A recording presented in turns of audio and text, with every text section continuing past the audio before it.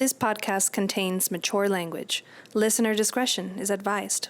Other than shit his pants and run, I can't really think much else he'd do.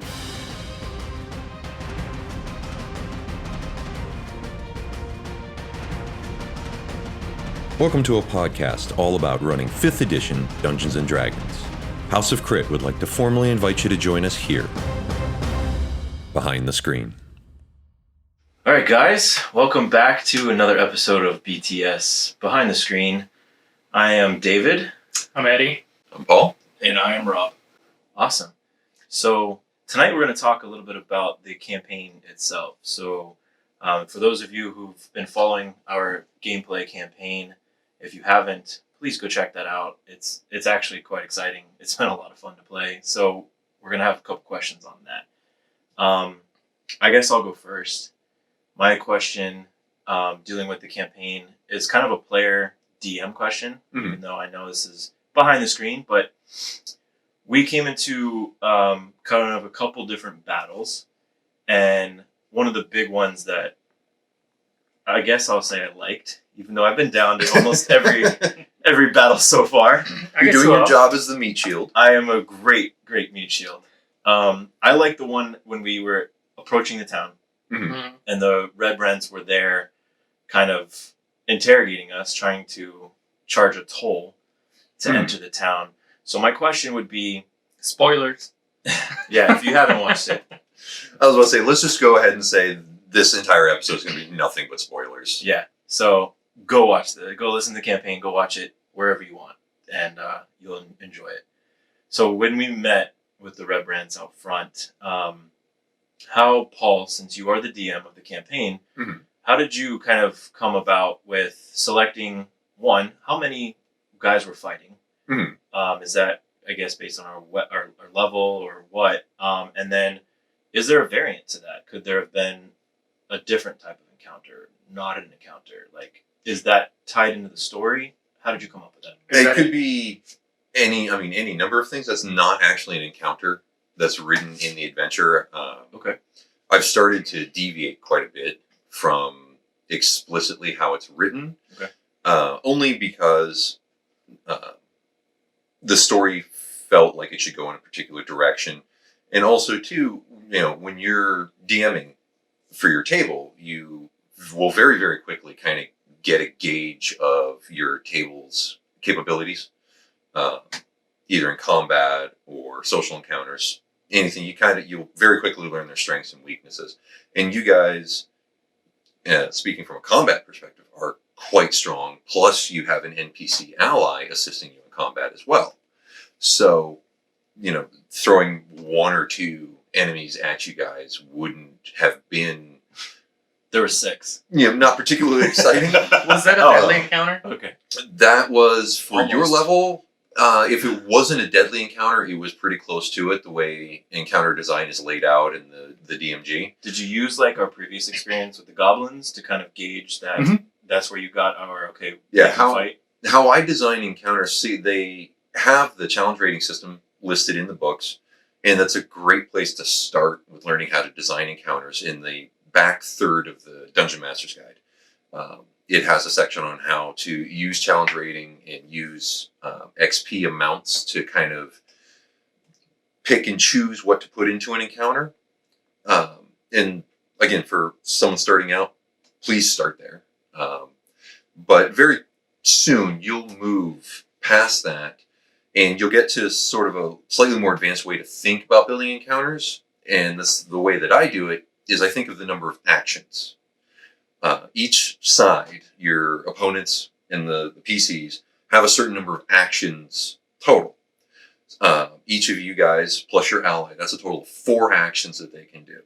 And then to factor in bonus actions, I count a bonus action as, let's say, half of an action.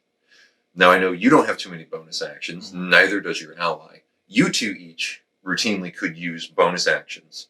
So that's 5. That's a total of 5 actions, 4 regular actions, plus how I factor in the bonus actions. So it's, let's say, 5 actions on your side of the field, so to speak. Right. Now, I had intended in when I designed the encounter that one of them was going to leave as soon as things got ugly. just trying to role play out how these bandits would work, is one of them is going to go notify potential reinforcements, let the rest of their gang know what's going on. And people often role play their enemies like mobs in an MMO, where they just sort of follow a path and they only track you for so long, and they do a predetermined series of actions type of thing. Like they're run their enemies like they're on rails in a theme park. Right. Whereas I try to actually role play out every NPC, monster, and everything kind of the same way, as I try to think what would they realistically do. Okay. And they are listed as having a 10 intelligence, which is a completely average level intelligence. So they're not dumb by any stretch of the imagination. So one's going to go let everyone else know what's going on, leaving them with 5 actions on their side. Each of them has 1 action. Now, things could get a little hairy because their listed attack is a multi-attack. They get to attack twice. Right. So how I compensated for that is I can sort of nudge the damage that they're doing, but I also know some of you guys, not you, but some of you guys are really hard to hit. Oh yeah, that's not me. So their chance to miss is actually quite high. So it starts to even out a little bit. I wanted it to be a rough encounter for you guys, but I didn't think it wasn't anything you guys couldn't overcome. I mean, 2 people went down though. 2 people did go down, but one of you can easily pop people back up. I mean, easily. Do we have a cleric? You do technically have a cleric. I know. That's why he was engaged like that. Now let me bounce it then to the other DMs at the table. Would that kind of fit with your guys' play style, your DM style? For me, it's more simplistic, so I tend to actually just enjoy the story more, and it's not so much as making it like difficult for you guys, but I will throw maybe like a single higher CR creature, and then have you guys go at it, try to attempt to actually bring it down. It's a group of three people, and you still like what was it, CR8 that I threw, and you guys were level 4.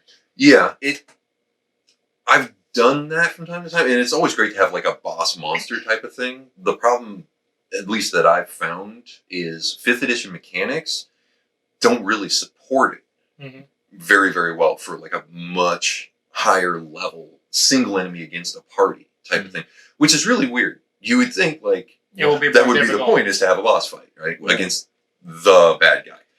But the problem with a higher CR monster, often either their AC is out of the range for the players to hit most of the time, because you want your players to hit about 60% of the time.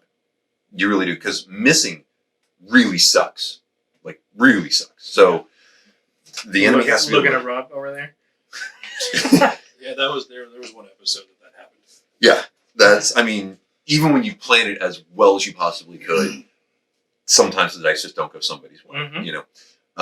But you want them to hit 60 to 70% of the time. So, yes, the tougher monster will have the hit points to soak that up, but it usually comes with the rider of a higher AC, so they'll miss a lot of the time. And then the other issue with a large single monster is, again, if you balance one side of the table's actions versus the actions on the other side of the table, one monster has 1 action. The other side of the table has however many players there are. Right. So, you know, as a DM, you can kind of feel a little hamstrung because now your big baddie doesn't get to do a whole heck of a lot. But then if they do connect, like, they're going to hit like a dump truck. Right. You know, so that one attack might drop one of the PCs in one shot. Well, So it's a hard mix. You can do it, and you did it great in that encounter. well, the reason it worked out so well is because I had multiple encounters building up to that one. Because you fought 2 gargoyles in the room right before that one, and before that, a bunch of skeletons and zombies. Yeah, it kind of, we were sort of worn down a little bit to sort of compensate for the fact that one enemy can only do one thing. I just wanted it was a guardian, I believe. Yeah, Shield Guardian. And it was just protecting one single item. It's not supposed to be like a super boss fight, but I mean, you practically went from one encounter to another, like jumping into it, barely any rest, maybe an hour rest, a short rest, and you guys made it, and I mean, it brought you guys a little bit down, not as much as I wanted to, but you guys handled it like a boss because you work as a team, you locked in his abilities in order not to get hit. he was still trying to hit with a bow, even though he only had advantage with a sword. Mm. And the rest of you just from afar just kept taking him down. So that worked out an advantage. Because if he got close to you, one hit would have actually taken one of you guys. That's what I was. That's what I was expecting, and that's why I will typically not use a solo monster encounter without doing some heavy homebrewing to it. Either I'll give it multiple actions that it can do, give it more reactions so that it can react in between the player's turns, not just on its own turn. Mhm. Right. But I mean, that's all homebrew, so none of that's going to be in the module. What about you, Rob? In all honesty, I really agree with what Paul was saying about that. I do the same thing. I'd rather you guys take on like 5 or 6 goblins instead of one, I don't know, like bugbear that would just knock somebody out at the low level. Mm-hmm. It's more fun as a player to hey, well, we know we got our butts kicked by this one dude. And it hurt real bad. Would say, you know what, hey, we took on, there's 3 of us, there was 6 of those goblins, and we just mowed the lawn with them. Yeah. To me, as a player, it's more rewarding. I agree. And yeah, I mean, I do the same thing, like you were saying. I just go through it, see what actions, and I add stuff too. I love adding a ridiculous amount of little bits and stuff that, I mean, there may be something in there that, say, if we're fighting a dragon, there may be something that he is vulnerable to that would be somewhere around. I mean, if you're fighting one giant dragon, Right. I mean, everybody's gonna probably die. But I mean, would you rather have say, hey, I took on one giant dragon, or I took on like 2 smaller ones? Yeah. Yeah. To me, it's more fun as a player and as a DM to Right. watch my players enjoy, doing as much damage as possible and still kind of being able to push on to do more damage. Right. In a run. Yeah, so within the campaign, I wasn't expecting. I thought we literally just got out of that goblin fight, approaching the town. We're gonna do our quest, and then out of nowhere, there's 6 dudes waiting there, trying to fuck with us, and we had to, move them out of the way a little bit. I don't go strenuously out of my way also to limit the number of NPCs that you guys can encounter. Yeah.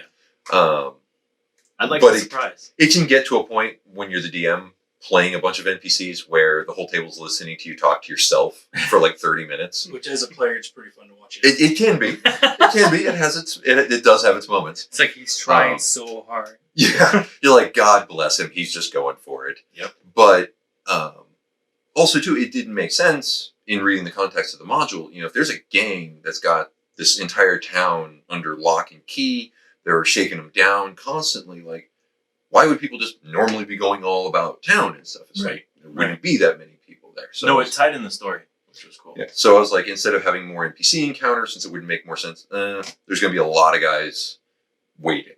Yeah, Okay. I know. Cool. Any other questions? What do you guys think about the questions for the campaign? I actually have, and for that first ambush that we had on I believe it was the first episode. Yep. What was your strategy in regards to the goblins that we were fighting? Because, I mean, I looked around as best as possible to see if I could see anybody. Obviously, 2 horses on the floor. I'm new from the city, not much out, but I kind of instinctively would have known kind of like, hey, there might be something around here that did this. Yeah. And yet they were able to surprise us, and that kind of like really like started striking my gears. What I did, one big thing I do to save myself quite a lot of time is if there's anything that I would need to roll beforehand, I pre-roll everything. So like if I know I've got something that's going to try to sneak up on you guys, I've already rolled their stealth check. Mm-hmm. Now, whether or not you guys notice, that'll change how things go. But also, too, it's kind of a giveaway to your table when the DM's just sitting behind a screen, just like constantly rolling dice. Like you get the whole party's like, wait, what is he doing? Mm-hmm. So if it's supposed to be an ambush, I don't even want to telegraph in any way, shape, or form that something's up beyond the clues that are intentionally laid out for you. So with those goblins, they prepped an ambush. So I rolled their stealth, And since they had so much time to prep an ambush, I gave them advantage on because they would have had time to position bushes and everything in front of them. And then goblins also, too, they have a high, I think they have a +6 to stealth. So, I mean, they're sneaky buggers. Oh, yeah. So I pre-rolled all of them. None of you guys spotted them at all.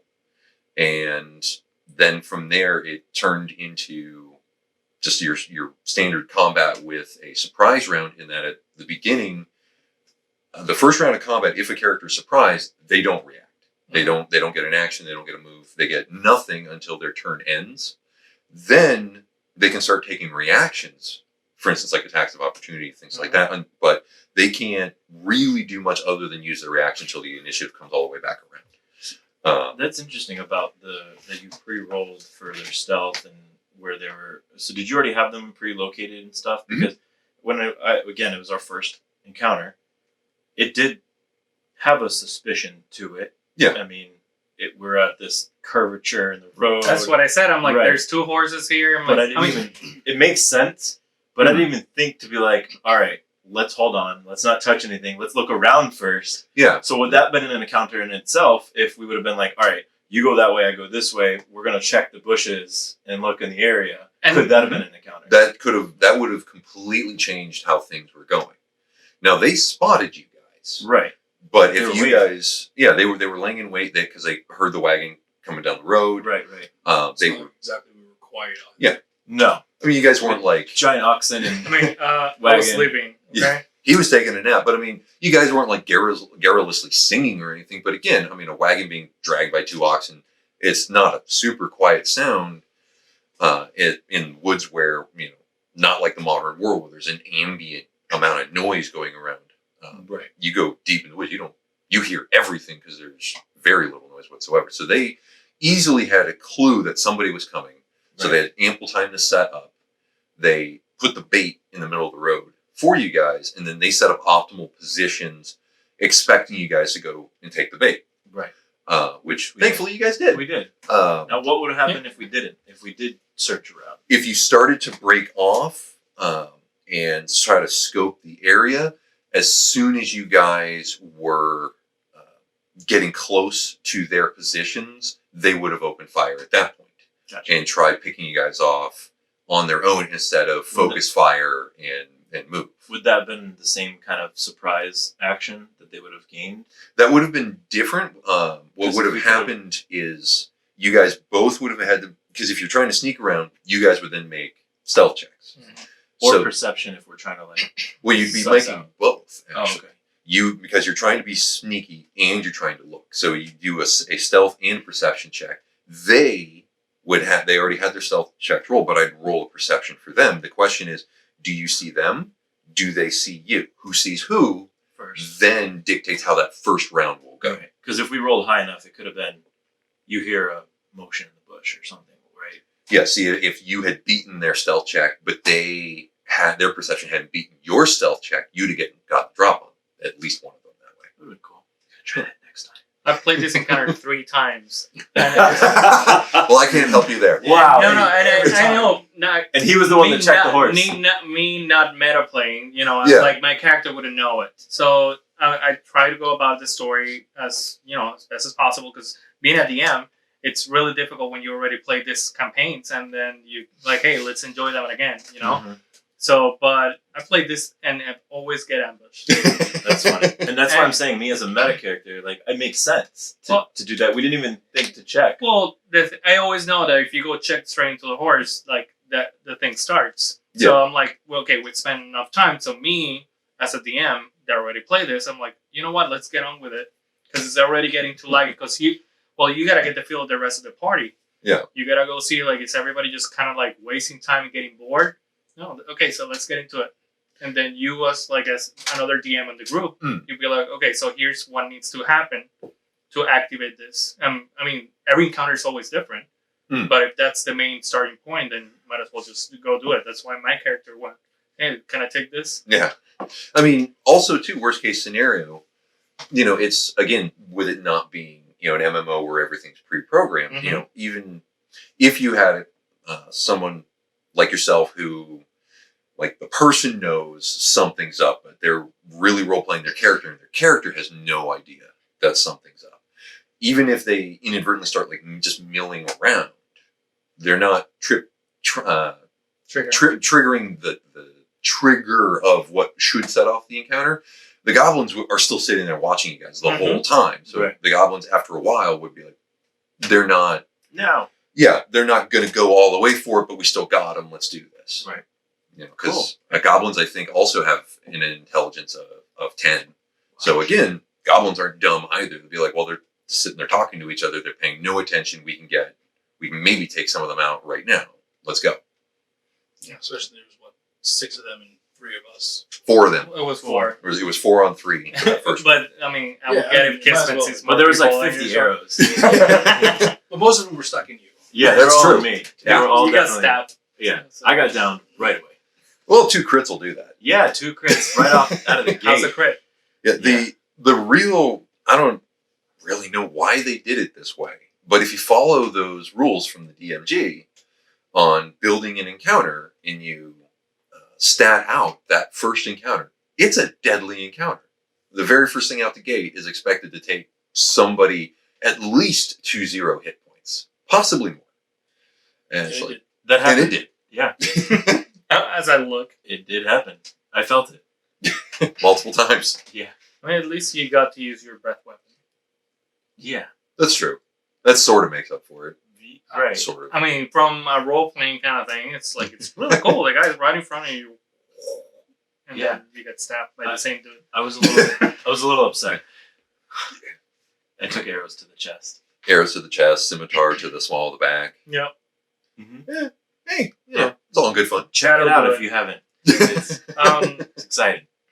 So I like your approach in changing the Red Brand's strategy and the story, kind of more homebrewing it, but not really, because you took it more seriously as a DM. Like this story, as you said, the town. I mean, they got the town on lockdown, so I would be building that around as an NPC. Yeah. I mean, and I really like that approach because it changed it for me enough, even though I played this before, this part, that I was kind of surprised. I'm like, oh, I don't know what to expect now. Yeah.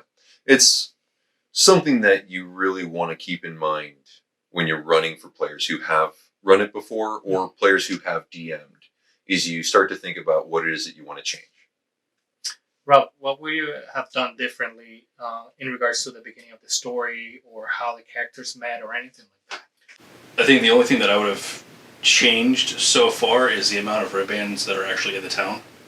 After you, to be honest, killed like all of them. I took a dirt. I tried. Yeah, I mean, I was completely useless in that encounter. No, man, you guys After- took one down. No, we took the damage for him. Yeah. We were You useful. soaked up his damage. Yeah, we soaked up all the damage. The one that should have been hiding Yeah. was the one getting stabbed. Yeah. And then this guy was behind the for leather cart. armor. This guy was behind the cart with his chainmail and shield and all that. Yeah. And he goes, "Hey, was there fighting over there?" Do we win? Yeah.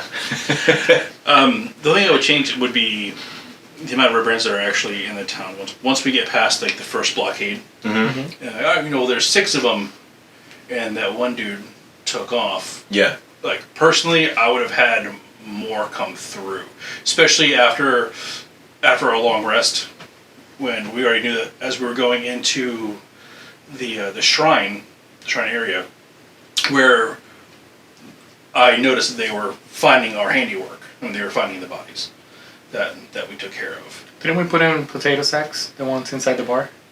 Well, that one, I started jamming. Yeah. Yeah. You guys properly-ish disposed of one body. I mean, And then the other guy was ashes. But the ones that are outside in front of the gate, they came back to see what happened. Yeah. It was just a little too quiet. too easy for us to get to the next area. Mm-hmm. I probably would have. Not probably. I know that I would have. There'd have been more scouts. There'd have been more activity. The shop owners would have been getting hassled. Like a whistleblow type thing where they're like, Oh yeah. search everywhere. There's Yeah. our guys are dead. Yeah. why Alarm. Set, check everything. Leave no stone unturned. No tavern that's not set on fire. Set it on fire. Smoke these people out. You know. They did tell us we couldn't burn any of the buildings. Us, Yeah. but not the Red Brands. Yeah, I mean, that's, I mean, they need the At buildings. least kicking indoors. we weren't told not to. We were asked not to. True. That's If I fair. remember that correctly. Yeah, it was a polite ask. Please don't burn down everything. I mean, once again, it's not my town. But Fair. Yeah. And I would have had more of that presence, and I think that I would have had harsher repercussions for the town. I'm still wondering what that guy, The one that took off. the one that took off at the end of the encounter, how that's gonna work out. I mean, he might have been the one that grabbed somebody else. That hey, you know, look, this is what happened. I mean, that could have been him. He could have been the one that was disintegrated in the bar. I mean, we don't know because we really didn't get a good look at him. Would you have had more of like when we noticed an altercation when they were searching the bodies? Or you would have just had so many guys out that it wouldn't even have got to that point? I would have had once. I guess I want to see the guy that's in charge because that's probably later on. But I would have had somebody higher up. Like a lieutenant? Yes, I would have had him checking out, and then from there I would have tried to set up an ambush, trying to get out of the town, both entrances and exits from the town, just so that we would have had a harder time getting to where we were going. So now you know that you gave ideas to our DM here. Well, we bounce ideas off each other Yeah. all the time. I mean, it's, We're not privy to that knowledge. Well, no, I mean if any. Oh, I don't know about you. I do also. Oh, I was about to say, dang. not saying that there's a separate DM chat, but there might be a separate DM chat. You never know. I mean, there's all kinds of stuff that you guys say that I write stuff down so I won't forget it. Is it the Kraken? It's the Kraken, isn't it? Maybe. No, It's a Kraken Tarask. Whoa. that's half Minotaur, just because those are cool. Well, how else do they get horns? Exactly. I think it would have been a perfect opportunity to bring in that aspect of traveling, since it takes like multiple days to make it more survival-ish. But it makes sense. It's pretty straightforward shot to the town Phandalin from Neverwinter. So I guess it's not the opportunity to take advantage of that idea.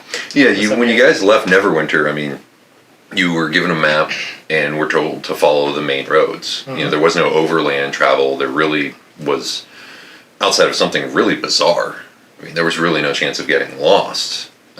Now, the book doesn't provide anything like that, but I mean, as an experienced DM, you could add that in, but at the same time, I mean, if that's full overland through the woods, you know, you have a cart with oxen, you know, it's designed for a road. You know, it wouldn't honestly make a lot of sense to make a detour that way. No, let But me ask. that would also be a perfect opportunity to use the random encounter tables like we were talking about in previous episodes. Yeah, then that kind of thing would come into play.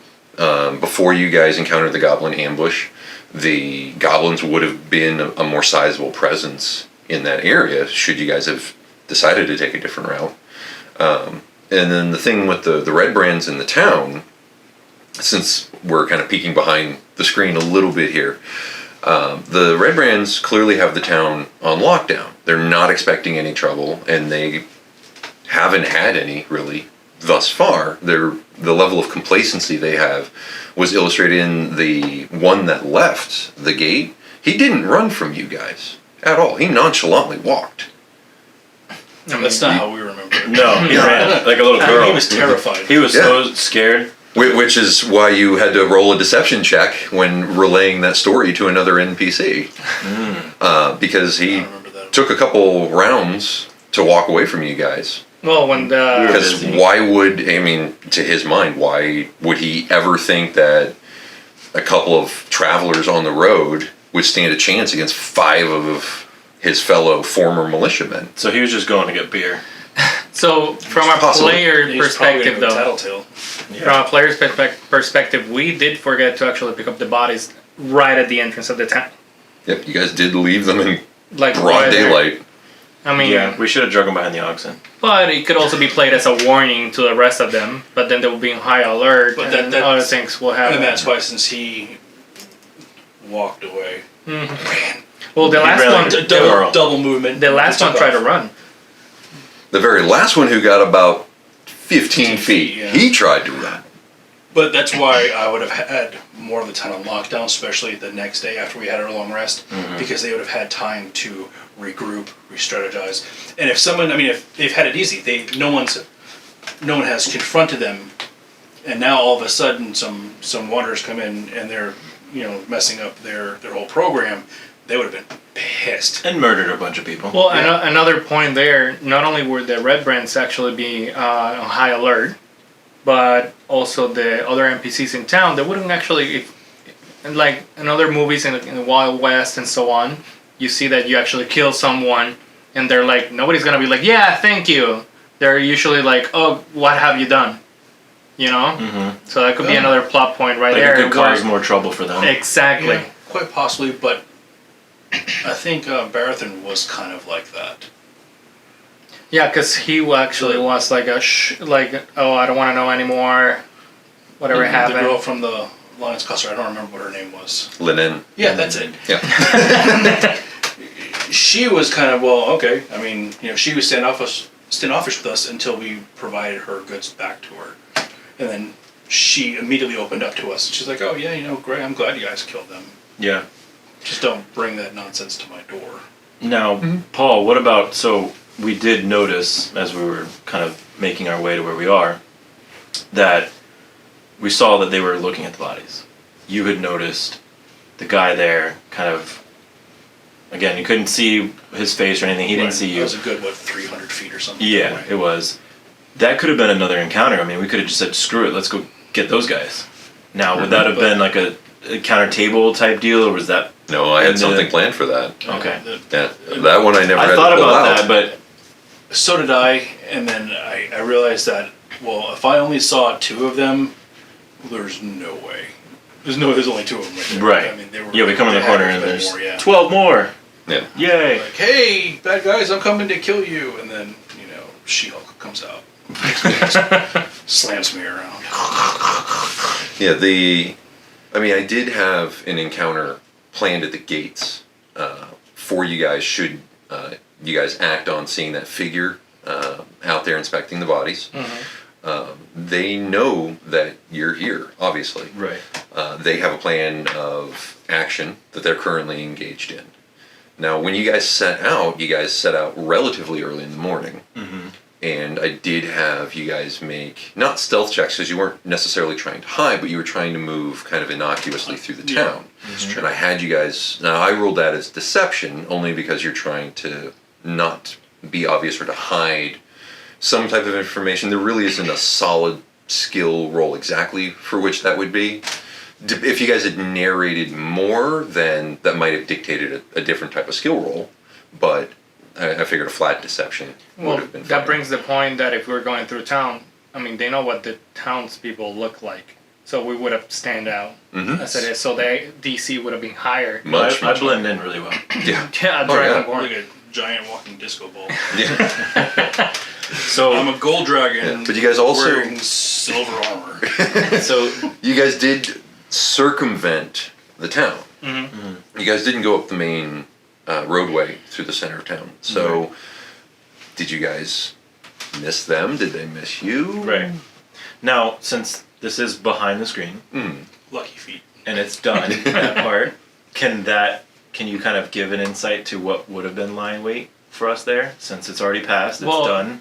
It depends on Be careful because the rest of how this goes. You guys Yeah. are still in the midst of dealing with the red brands and Well, their my question machinations. is, it's without obviously spoiling it for us as well, but if, let's say, we saw the guy and he's like, hey, there's over there, let's go get him, and we just went and attacked them, what would you have had, like, ready? but they ready can still there? use it again, though. You don't have to say, like, there was 12 guys or anything like that, but Like, was if you it, guys like, tried a to trap jump that or- one guy who was expecting the bodies, Right. Most likely, in the face of overwhelming forces, that the odds are that individual probably would have tried to run. Now, Okay. where he would have run, would he have run to somebody? Would he have just tried to hide? I didn't know if you had, like, that would have been another deathly encounter or something close to it, or if that route what you said. It really, There's a significant amount of kind of improv in how I let things roll, only because you can either be one of those DMs who sits there agonizingly, like trying to predict everything your players are going to do. Eddie. I have no idea what that type of a DM looks like It at looks like- all, under any circumstances, at all, ladies and gentlemen. Everybody's looking at it. Listen, But I'm just prepared. Okay, he's- that's different. That's cool, man. I mean, I've done that too. He's preparated for sure. But I honestly got to the point where I'm like, there's no way I'm going to think of everything. Right.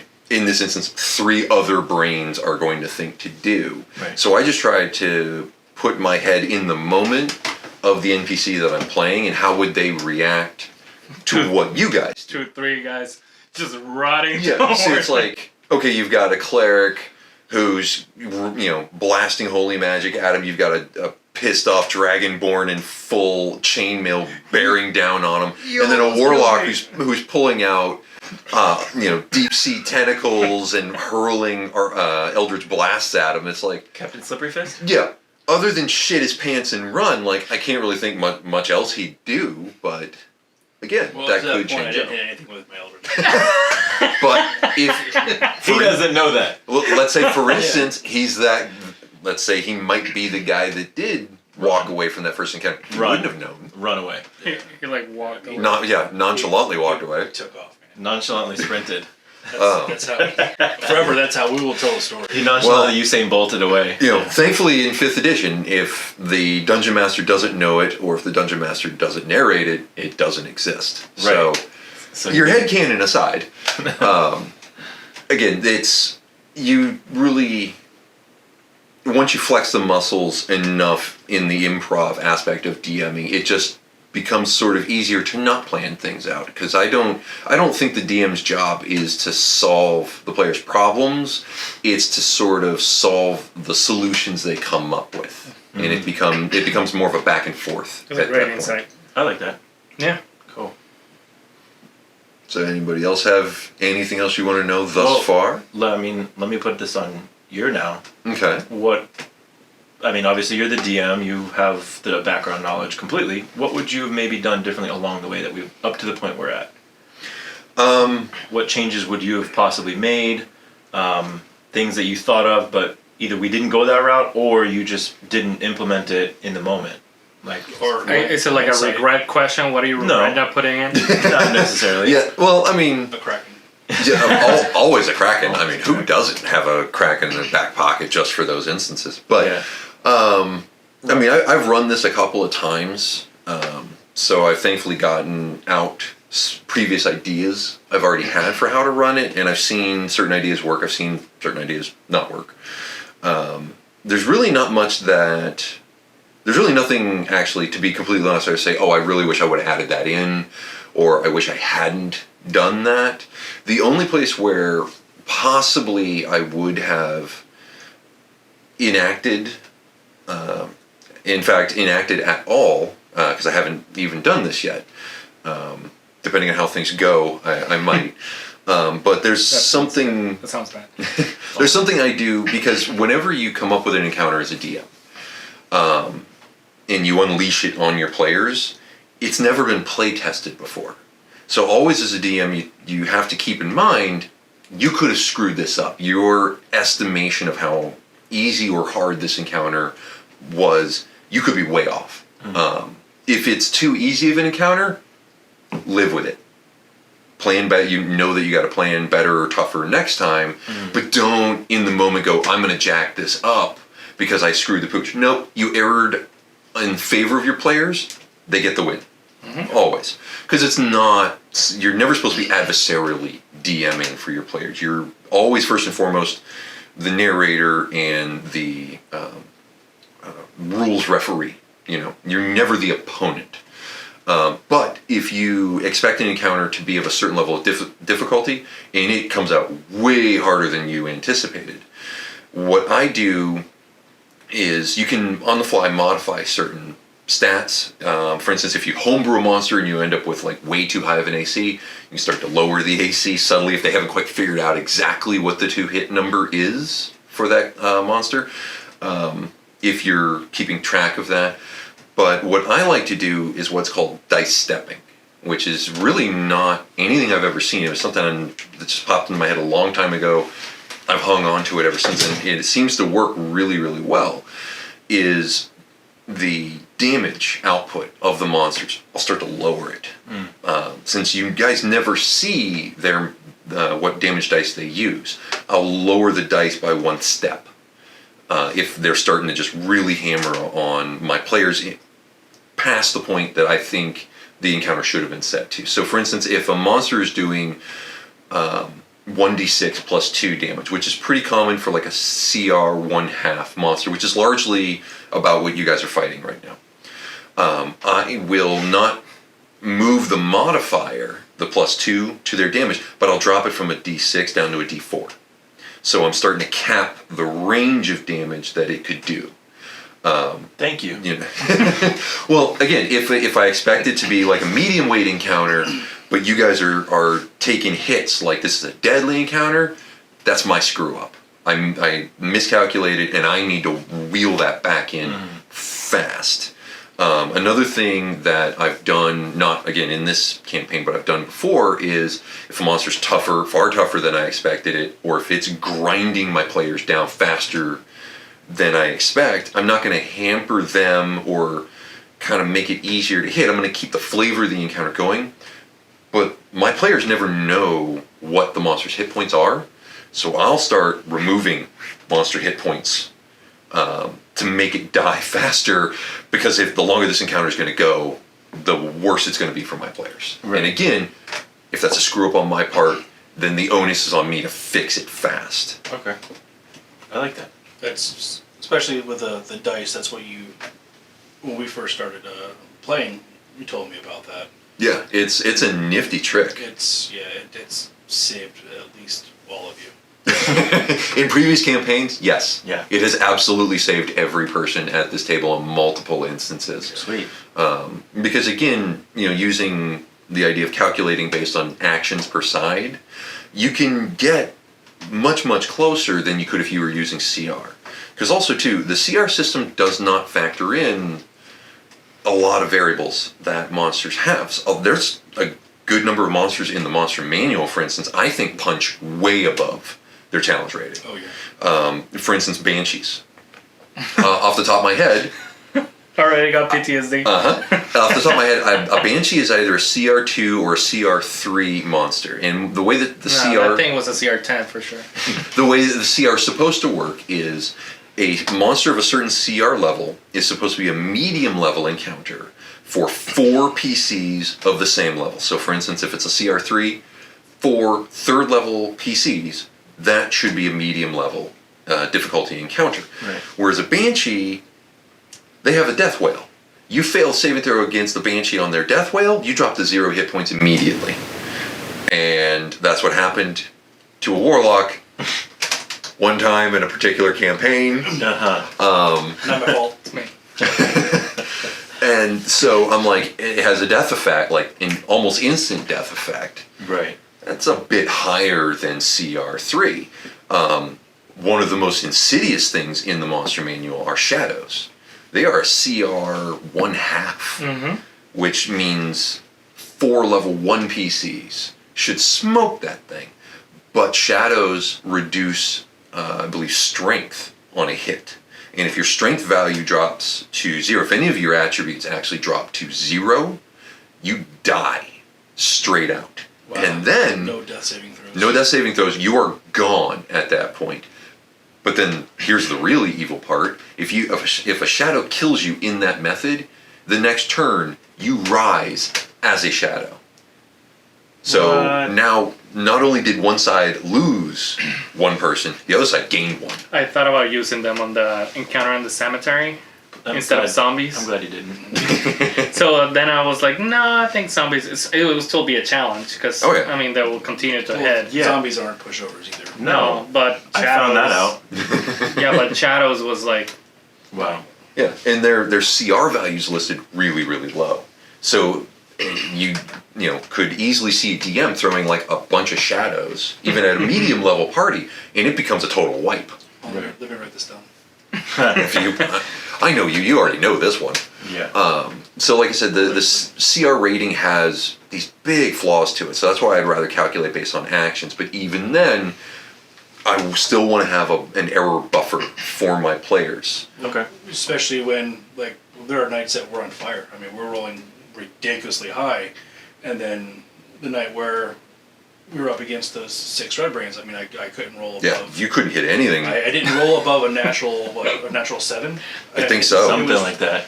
Man, it was painful. Yeah. Yeah. Like on an emotional level, I mean, Yeah. I was like, just kill my character. I want to kill him. You're like, I don't even want to deal with this guy anymore. No, I hate his stupid horns. Your best feature. No, my tail is. Yeah, so, I mean, Sure. the dice giveth and the dice taketh away. So anytime you can put a stopgap Okay. in there, super useful. I like it. Well, guys, if you guys have any changes, and the ones of you that have been following along with our gameplay, we would love to hear about changes you guys might want, especially DMs out there that are listening to the Behind the Screen. Anything you guys want to add, please comment on our Facebook, the YouTube channel. We would love to hear what you guys have to add. And keep listening. We got the gameplay as well as more behind the screens coming up. So thanks again, guys. See ya. Have a good night.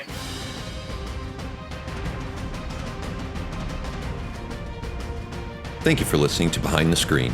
Join us next time for another roundtable discussion about running Dungeons & Dragons. If you like our content, please like, share, and comment. For more House of Crit, you can join us at houseofcrit.com and on our YouTube channel. Click on the links in the description below for more Dungeons & Dragons content, and be sure to check out House of Crit Presents, a Dungeons & Dragons adventure podcast recorded live here in the studio.